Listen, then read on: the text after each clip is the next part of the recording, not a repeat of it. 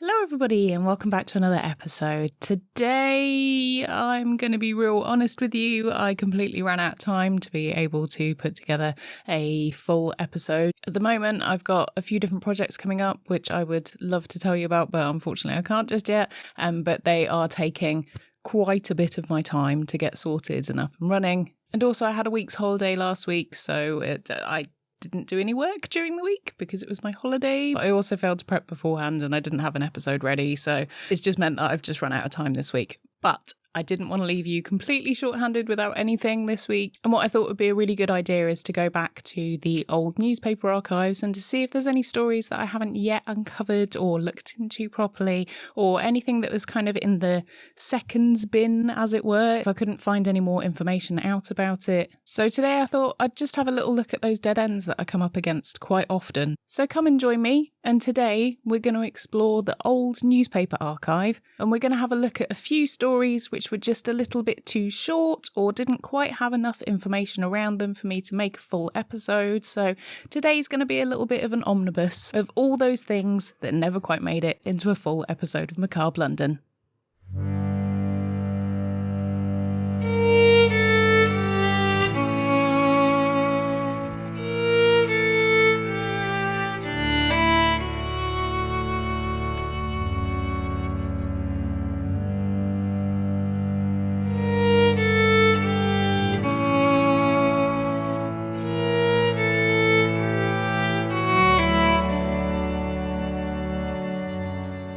Hi, my name's Nikki. I'm your host with a silent G, and welcome back to another episode of Macabre London.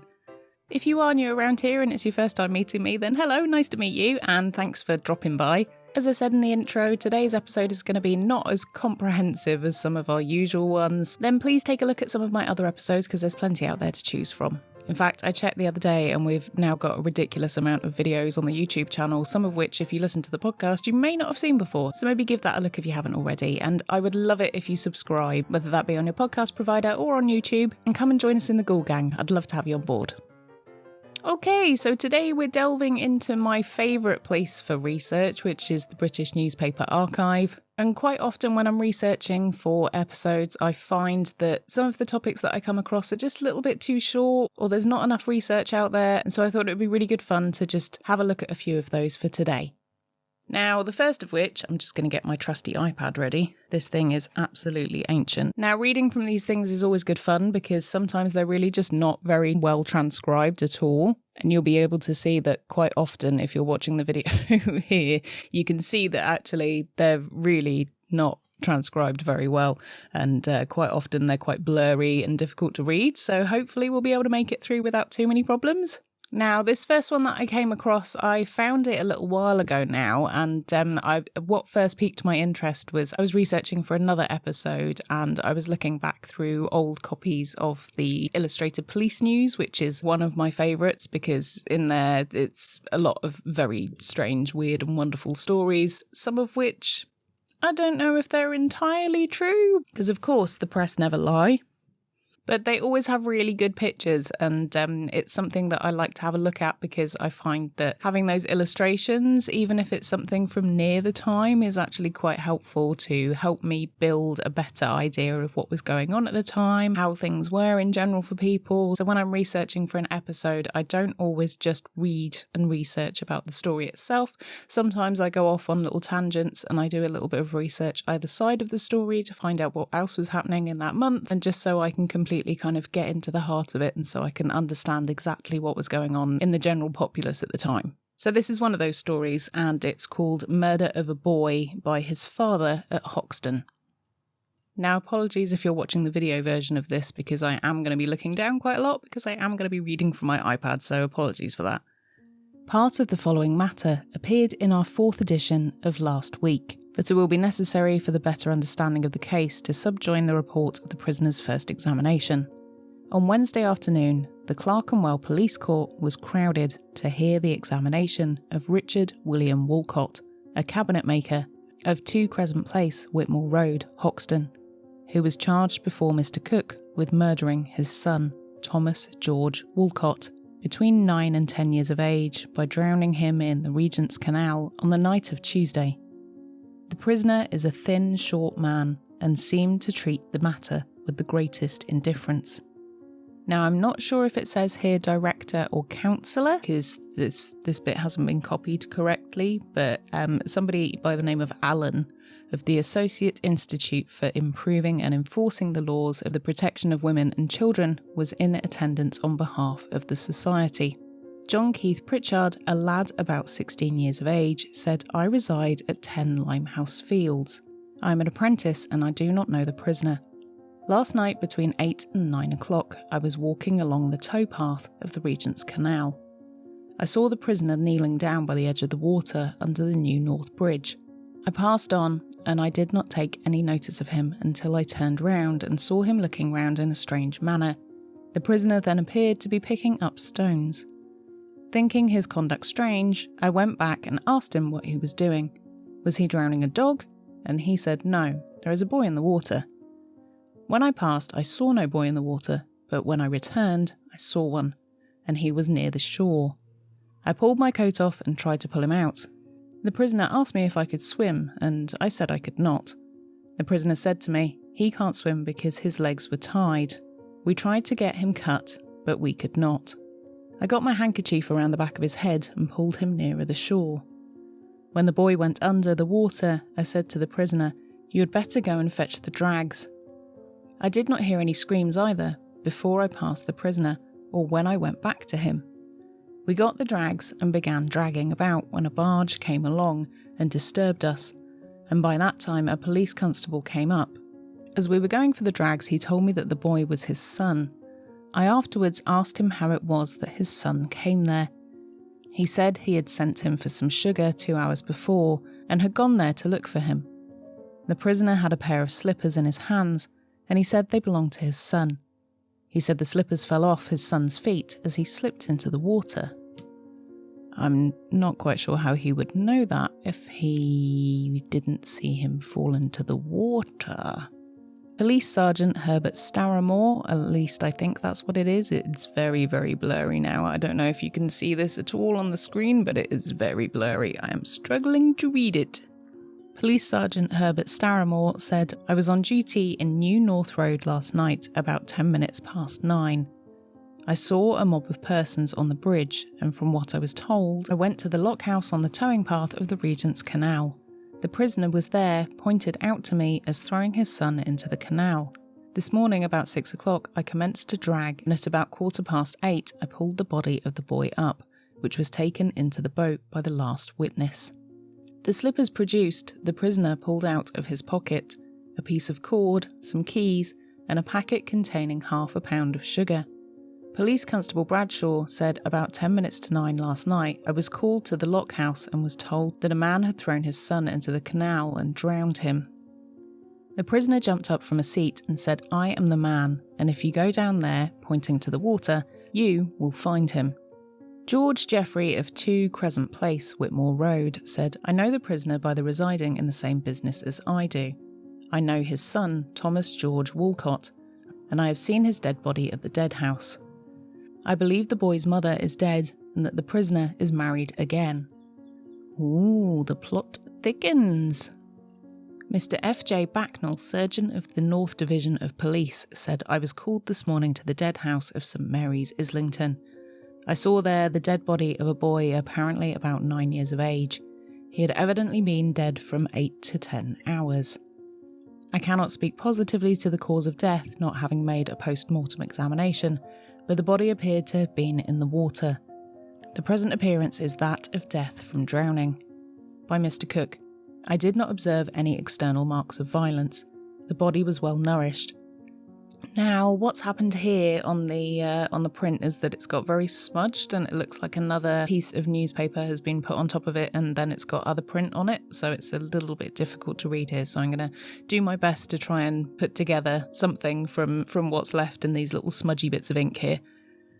An inspector said that he had a sergeant in attendance who took the charge and who could something only to the fact that when it was read over to the something, he denied it. Make of that what you will. If you have any ideas and you're watching on YouTube and you want to leave a comment about what you think some of these sentences might be, then feel free. I would like that very much. Mr. Cook remanded the prisoner. The prisoner with the greatest concern said, "Let my wife have the keys, the knife, and the sugar that were found on us." Mr. Cook said everything with the exception of the keys must be kept by the police. The prisoner was then removed. The coroner's inquest. The adjourned inquest upon the body of John Thomas Walcott, aged 9 years, who met with his death by drowning in the Regent's Canal, was resumed on Monday afternoon at 2:30 before Dr. Lancaster at the King's Head Tavern. Kings Road, I think. I really loved that they used to just try people in pubs. Pubs were really all-purpose buildings. You could obviously go and buy what you would buy in a pub, which is beer, but also they used to sell like fish, oysters, bread, buns, and also you could get put on trial in there. The coroner opened the proceedings by saying he had written to the Right Honourable something, the Secretary of State, to have the person who is charged with murdering his son before them, but that gentleman has decided to allow him to be brought before them. Okay, these next 2 lines I can't read because they really are covered in print from another page. The coroner said as that was the case, contrary, as he thought to the practice for 30 years past, they thought they had better adjourn for the purpose of enabling him to apply to the magistrate for the production of the prisoner. The court adjourned. Now, that's one that it's been sitting there for a while, and I've been trying to find some more information about it because I think it would be really interesting to, A, find a copy of this that isn't completely just screwed up with all the ink on it, because I think it sounds like an interesting story, because I would like to know whether he was found guilty or whether the boy really did slip and fall into the canal and then drowned. Obviously, back in Victorian times, nobody knew how to swim because it just wasn't common practice. The only people that learned how to swim were people that could afford it, because bathhouses weren't a thing and swimming pools weren't really a thing. They only really came in the Victorian times. And particularly if you lived in London, you just didn't have access to a swimming pool or water for that matter. At least nothing you could swim in. Obviously there's the Thames, but it was just basically used as a dumping ground, so you really wouldn't have wanted to swim in there because it would have not been nice and full of sewage and bodies and also animal remains and all sorts of nasty stuff, so you really wouldn't have wanted to go swimming in there. And obviously it was a time before there were things like lifebuoys on the side of towpaths and things, so people, the risk of drowning really was much more than it would be today. Okay, so this next one, which just happens to be from the same newspaper, I discovered this one a little while ago. It's been sitting and living in my head rent-free for quite a while now because I would love to get to the bottom of it. But again, with a lot of these stories, they just fizzle out and there's just not much else that you can find out about them. And so it does mean that they don't end up making it into full episodes. So I'm really happy that I can actually share this with you because, as I said, this one's a good one. This one's called Horrible Discovery in the City. Coroner's Inquest. Hang on, I think I'm going to have to switch to my laptop because my iPad is just not coping with how blurry this is and it's getting very, very difficult to read. Well, that was quite the pain to sort out, but I've got there in the end. Everything is all plugged into the laptop and I just managed to pull everything across the floor and also stop the audio recording and also knock the camera over and... You know, when you're just having one of those days, today is one of those days. It's been one of those weeks. It's been one of those months. I'm having a time, everybody. I'm having a time. Horrible discovery in the city. On Tuesday, Mr. William Payne, the city coroner, held an investigation at the Crown Tavern, Red Cross Street, Barbican, respecting the supposed murder of a male child and the discovery of a number of human bones at number 11 Hanover Court, Milton Street, City. Michael Mannion, 8 Sun Court, Milton Street, a carpenter, deposed that on Thursday last he was employed in making some repairs at Mr. Reynolds' house, 11 Hanover Court. In the rear of the house he observed that the pavement wanted to be repaired, and he went to look for a stone for the purpose of settling it. In the cellar, close by the stairs, he observed a stone some 16 inches long by 9 broad, and thinking it would suit his purpose, he struck it, preparatory to pulling it up. To his surprise, he heard a hollow sound. He did nothing more then, however, but he went away. In half an hour, he decided to go back and lift it up. With some tools, he lifted it up and removed it. The place was dark. He put in his hand and placed it on something cold, which he found to be the head of a child. He left it then and got a light, and then he saw the naked body of a child laying on its back. He did nothing further then. The following day, Friday, he told his employer, who had the contract for repairing the house, and the police were communicated with. Witness accompanied a policeman to the cellar and showed him the child. It was taken out of the hole. There was something fastened round the child's waist and the legs were tied together. They dug down about 2 feet and found a quantity of bones. There were legs, arms and bits of skulls. Dr. F.H. Simpson, police surgeon, said he had examined the body. There were wounds on the right side of the head and there was another wound on the left. The latter wound was nearly 3 inches long. The scalp was parted from the bone and the skull was fractured. In his opinion, the child must have been dead only a week when it was discovered. The cause of the deceased's death was, in his opinion, the extensive injury to the head. Mr. Thomas Reynolds, 11 Hanover Court, City, deposed that he was an undertaker and that he had lived at his present residence for 14 years. The cellar in question was open to all in the house on account of the dustbin being there. He could not say how the body came there. The street door opened by a string. He put all stillborn children that he got into shells for burial, and he could show by receipts, which he handed in, that he paid the fees for burying such children. Since the discovery had been made in the cellar, the door had been nailed up. Sarah Kelly was then called. She said she was a widow living at 50 Regent Street, Lambeth. She was recently absent from home, attending her daughter Elizabeth Beckley, who was married last year to a carman living at 62 Long Alley, Bishopsgate. Mrs. Beckley was confined on Saturday fortnight. Witness was present and so was a doctor, and it was a male child and was born about 1:30 in the morning. It lived till 6:30 on Saturday evening. The doctor saw the child during the day. It was convulsed at times, but the doctor said, while there is life, there is hope. Witnesses identified the body found in Mr. Reynolds' cellar as that of her grandchild. She knew the flannel. When the child died, it was laid out and the father got an undertaker who came and measured it and took it away on Wednesday week. Joseph Beckley, a carman, said that he was the father of the child. After the death, he went to an undertaker who asked too much, and then he asked a friend who buried his children. The friend told him Mr. Wicks.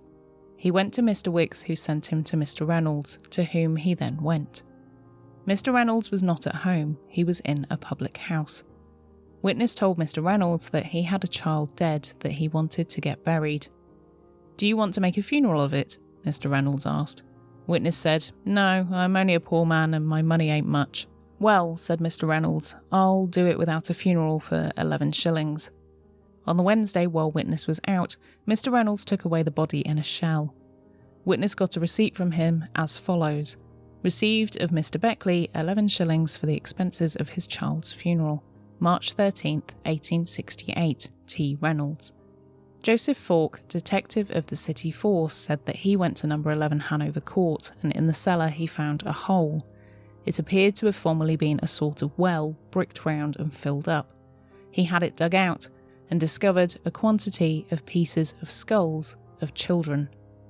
He afterwards saw Reynolds at Moor Lane police station and told him the body of a child had been found in his cellar. He said he knew nothing at all about it, and that he had not got a stillborn child to bury for at least 10 or 12 months. Witness eventually succeeded in getting the receipt signed by Mr. Reynolds. The coroner asked whether the police thought they could get evidence to alter the complexion given to the case by the evidence of Mrs. Kelly. Detective Falk said that he didn't think that was likely. He heard that the child died in the arms of a respectable woman named Jones, who was not, however, present. Dr. Simpson said that he would modify his first evidence from what he heard. It appeared that the child had been dead longer than he supposed, and it was just possible that the effusion on the head, where the injuries were, had been occasioned by the pressure and the lapse of time, but the broken rib could not have been post-mortem. The coroner asked whether the broken rib could have been the cause of death. Dr. Simpson said he thought not. Dr. Flack said that he would attribute death to debility or exhaustion from convulsions. The coroner said that it was satisfactory to find the case so far cleared up, for at first it seemed as if a very foul murder had been committed, The conduct of Mr. Reynolds could not be dealt with by the jury, but nothing could be more reprehensible. This case showed what facilities such a disgraceful system would give for the disposal of murdered children. A juror said that the court ought to recommend that the police should deal with Mr. Reynolds. Inspector Kilby said that the facts would be reported to the commissioners. The jury then returned a verdict of death from exhaustion arising from convulsions from natural causes. A quantity of the bones found in the hole in the cellar were produced and examined by Doctors Simpson and Flack. They found that the remains of at least 4 children were in the parcel. Some bones of animals were also amongst those of the children. It was supposed to be useless to attempt to go into the case of the children, the portions of whose skeletons were discovered. Let's just take a moment to unpack that one, because what they're saying there is that actually they didn't care about those children, and I think that's because they were poor. And what we have to remember as well is that the Victorians weren't strangers to death. Children died all the time, and it was not uncommon for it to happen. But it seemed like Mr. Reynolds, who was meant to bury those children properly and look after them and care for them in death, he didn't do that. He just took the money and buried them in his cellar. And nobody seemed to be upset or annoyed by this. The families understandably were, but nobody else seemed to care. And ever since I've read this story, it's just been stuck in my head and I can't get rid of it because it just seems like nobody cared about those kids. Now, personally, I don't like children. They're not my bag. I would rather not. But it seems like the main point here in the case of, well, it didn't even go to trial because nobody seemed to care that much, was that it just didn't really matter. Sorry, today has been all about child murder. I didn't mean it to be, but sorry. But hopefully that was an interesting insight into the things that sometimes don't quite make it into full episodes, and I hope you enjoyed that. If you like this kind of thing, I tend to do more this style of video on my Patreon. So if you enjoyed that and you want to see more of it, there's quite a few of them on there as well. I'll leave a link for it in the description so you can take a look if you'd like to. And huge thanks for even considering doing it. It just means the absolute world, and I'm really, really thankful if you support me. It's really kind. In all my haste this week of getting this video recorded, I completely forgot to say thank you to our top tier patrons, so thanks very much Amy, Barry, Christina, Jess, Kate, Kevin, Mary, Ren, Sam, Sarah and Veronica. You're the absolute best. And thanks to all our other patrons too. You're also the best. Thank you. Okay, I've got to dash off and edit this now because it's got to be ready for tomorrow, so I'm going to zoom off. Thanks for joining me. I'll be back with a normal full-length episode in a fortnight. Just need a little bit of time to get my head around a few things. And all that leaves me to say is I've been Nikki Druce, and I will see you ghouls next time. I still haven't got nails back. They're coming back, I promise. I promise.